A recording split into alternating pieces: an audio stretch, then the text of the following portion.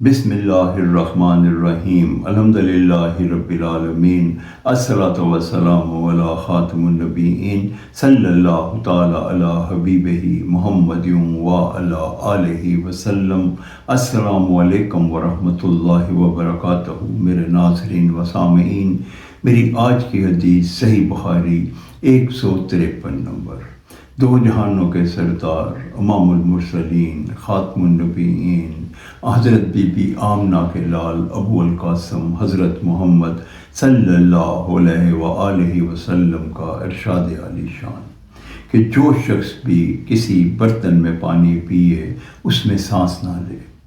اس حدیث مبارکہ میں نبی کریم حضرت محمد صلی اللہ علیہ وآلہ وسلم نے ہمیں پانی پینے کے آداب بتا دیے کہ جب ہم پانی پئیں تو اس برتن میں جس میں ہم پانی پی رہے ہیں اس میں سانس نہ لیں۔